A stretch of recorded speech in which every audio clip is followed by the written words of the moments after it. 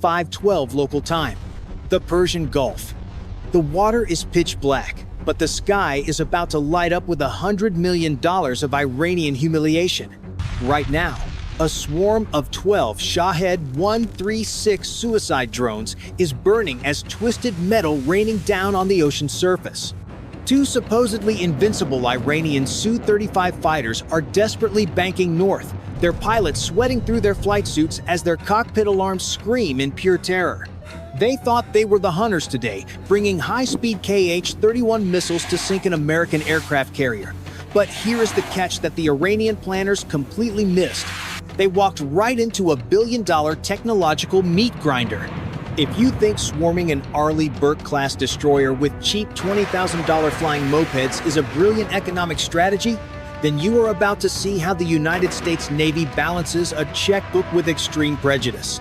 Stay tuned, because the physics of destruction in the next 26 minutes is about to change the Middle East forever. 5:15 local time. High above the Zagros Mountains, two Iranian pilots inside their $85 million Su-35 Flanker E jets are grinning behind their oxygen masks. They just released a swarm of 12 Shahed 136 kamikaze drones, sending them skimming low over the Persian Gulf waves toward the American fleet. To the Iranian commanders drinking black tea back in Tehran, this is a masterstroke of asymmetric warfare. They are playing a crude game of mathematical chicken. A Shahed drone costs less than a used Honda Civic, roughly 20 grand. But the American SM-6 missile designed to swat it? $4 million a pop. The strategy is painfully arrogant. Bleed the American cruisers dry of their multi-million-dollar interceptors using cheap plastic decoys, then swoop in with supersonic Kh-31 missiles for the final kill. They are high-fiving in the control room, convinced they just checkmated the greatest naval power on Earth. Most people just see a swarm of cheap drones. But those of you with a sharp tactical mind will spot the fatal flaw in this peasant arithmetic. But here is the lethal error that happens when you bring a knife to a laser fight. The Iranians thought they were sneaking in under the radar horizon. What they didn't realize is that floating at 40,000 feet, miles behind the fleet, the all-seeing brain was already awake.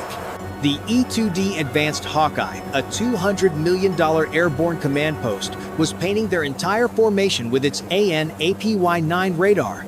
It had locked onto every single one of those cheap mopeds and the two expensive Su-35s from 160 miles away. The Iranians were flying blind into a fully integrated cooperative engagement capability network. Every sailor in the American fleet was looking at the exact same high-definition tactical picture in real time. If you ask why the Aegis combat system hasn't panicked and launched a single expensive SM-6 missile yet, I'll tell you an unbelievable military secret. The Americans aren't scared. They're calculating the cheapest way to humiliate them. 5:24 local time. Deep inside the blue-lit Combat Information Center of an Arleigh Burke-class destroyer, the air is thick with tension and the low hum of supercomputers. The tactical action officer stares intently at the glowing AEG's display. 12 hostile tracks are inching closer, skimming just above the whitecaps to mask their approach. The math in this cramped room is brutal and unforgiving. The Iranian commanders are betting their entire operation on a very simple, very cynical equation of attrition. Those 12 Shahed 136 drones creeping toward the 100,000-ton Nimitz-class aircraft carrier are essentially flying lawnmowers strapped with explosives. They are slow, they are blind, and they cost peanuts. But they carry enough explosive payload to punch a massive hole in the side of a billion-dollar warship. Now, put yourself in the commander's seat. If you were the commander of this billion-dollar piece of sovereign United States territory, what would your next move be? Would you stay and fight with your premium arsenal? Or would you start sweating? The standard naval doctrine dictates launching a volley of RIM 162 evolved Sea Sparrow missiles, or even worse, the mighty SM-6 interceptors. But Evston, an SM-6 leaves the vertical launch tubes, it vaporizes $4 million of American taxpayer money. Firing 12 of them to swat down a flock of glorified remote-controlled planes means burning through nearly $50 million to destroy $250,000 of Iranian fiberglass. That is not just a tactical nightmare. It is an absolute economic bankruptcy. The enemy knows exactly what they are doing. They are trying to bleed the American missile magazines dry. They want the destroyer to empty its vertical launch cells on the cheap decoys, leaving the fleet wide open and defenseless when the real apex predators, the CIWS carrying supersonic ship-killer missiles, finally make their move. The clock is ticking down relentlessly. Time to impact is just under 4 minutes. The radar contacts are getting larger, the threat algorithms are screaming red, and the Iranian pilots are probably already practicing their victory speeches. But folks, here is the lethal error they made in their grand strategic calculus. They assume the United States Navy only has one extremely expensive way to solve a cheap problem. They assume the American war machine lacked the agility to play a dirty, penny-pinching game of aerial slaughter. Stay focused, because how this ends is a masterclass in making the Iranian pilots blink first, and the physics of the next countermeasure are about to shatter their entire strategy. 5:28 local time. Deep inside a reinforced bunker in Tehran, the Iranian commanders are already popping open their celebratory pistachios. They are staring at their screens with an unearned sense of absolute superiority, watching the 12 little blips of their Shahed drones marching toward the American carrier strike group. To them, this is the ultimate David versus Goliath victory, a masterstroke of cheap asymmetric warfare designed to humiliate the West. They are literally high-fiving over the tactical maps, congratulating each other on how easily they outsmarted the billion-dollar American defense network with a handful of fiberglass toys. Up in the sky, the two Su-35 Flanker E pilots are infected with the exact same lethal arrogance. Flying at Mach 1.6, holding their deadly KH-31 supersonic missiles in reserve, they are practically grinning through their oxygen masks. They believe the American destroyer captain is currently sweating bullets, forced into a desperate corner where he has to burn his entire magazine of expensive interceptors just to survive the first wave. The Iranian flight leader even breaks radio silence for a brief, mocking transmission, boasting that the mighty American fleet is about to be brought to its knees by $20,000 flying lawnmowers. They are utterly convinced that the United States Navy is a sluggish giant, too dependent on multi-million-dollar missiles to handle a dirty, low-cost street fight. But wait, there is one more layer to this disastrous failure that the Iranian planners are completely blind to. Casual observers might look at this and think the Americans are in genuine trouble, trapped in a terrible financial equation. But those of you with a sharp tactical mind will spot the fatal flaw in this peasant arithmetic right away. The Iranians are so busy gloating over their supposed genius that they forgot who actually wrote the textbook on modern aerial warfare. Stay with me, because the final move isn't a panic volley of expensive missiles, and the reality check these cocky Su-35 pilots are about to receive will cost them their $85 million jets, 5:31 local time. The distance shrinks to exactly 32 miles. The lead Iranian Su-35 suddenly powers up its mighty Urbasi targeting radar, painting the American fleet while an infrared flash confirms a supersonic KH-31 anti-ship missile has just left the rail. This is the exact moment the Iranian planners thought the United States Navy would panic, break formation, and waste their multi-million-dollar interceptors. But here is the genius detail that makes this American defense strategy an absolute masterpiece of modern warfare. To solve the cheap economic math of those incoming Shahed drones, the fleet does not rely on $4 million SM-6 missiles. Instead, the Americans deploy their hidden ace.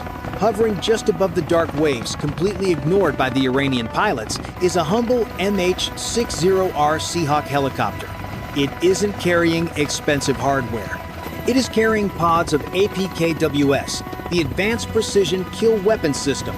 This brilliant piece of engineering takes a dirt-cheap, dumb, unguided Hydra rocket and slaps a precision laser guidance section on it for a mere $30,000.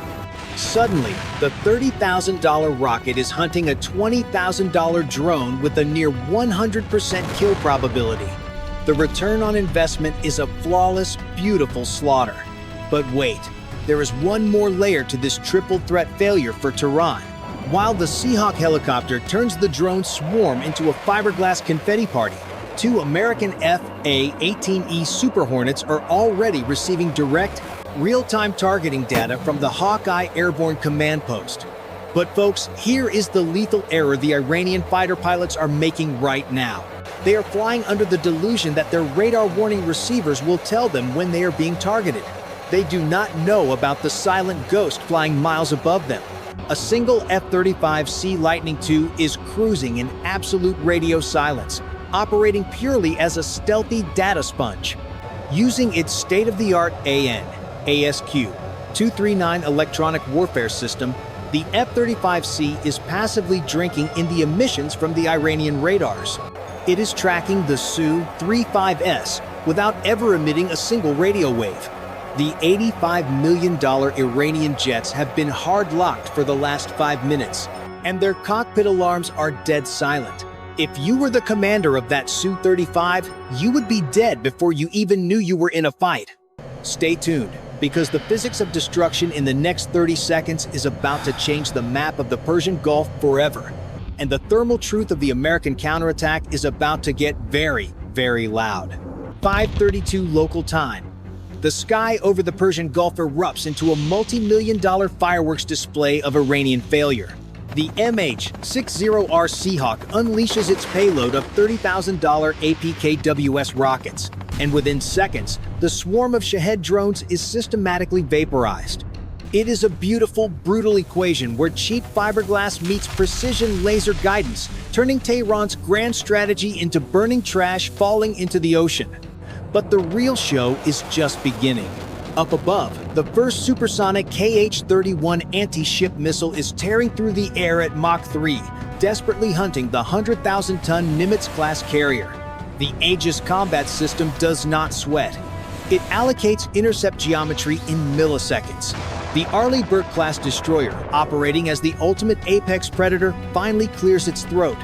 A $4 million SM-6 missile erupts from the vertical launch system on a pillar of white-hot fire, climbing into the stratosphere before plunging down to absolutely crush the Iranian KH-31 at a safe distance. The Iranian dream is shattered by American engineering.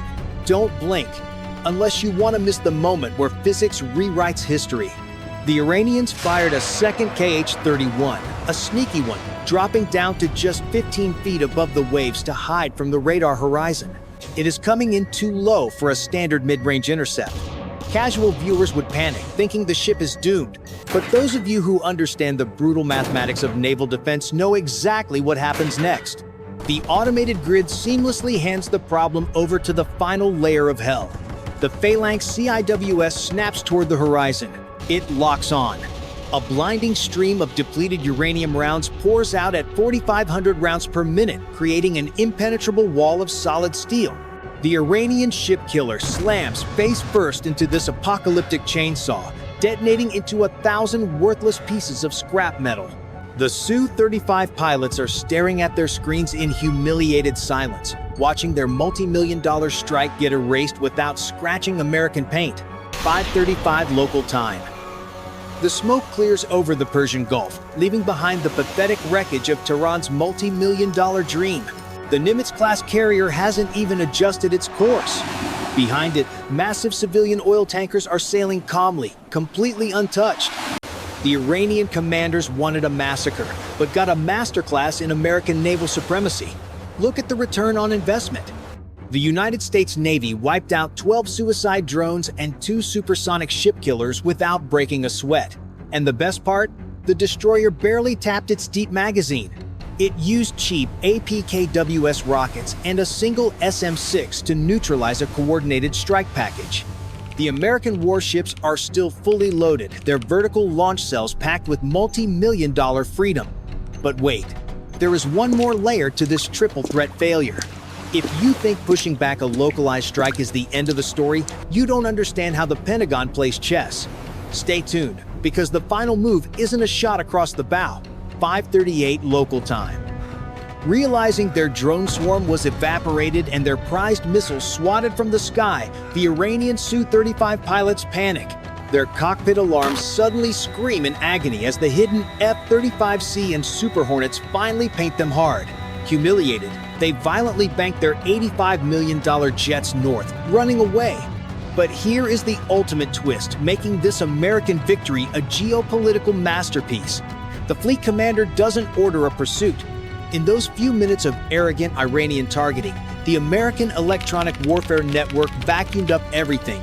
The entire frequency spectrum of the Irbis-E radar, the exact lock-on protocols, and the missile guidance signals are permanently stored in Pentagon databanks. The enemy just handed over their complete tactical DNA on a silver platter, rendering those Su-35s utterly obsolete for the next fight. So, I have a question for the strategic masterminds watching this. If you were sitting in Tehran tomorrow morning, how would you explain this billion-dollar embarrassment?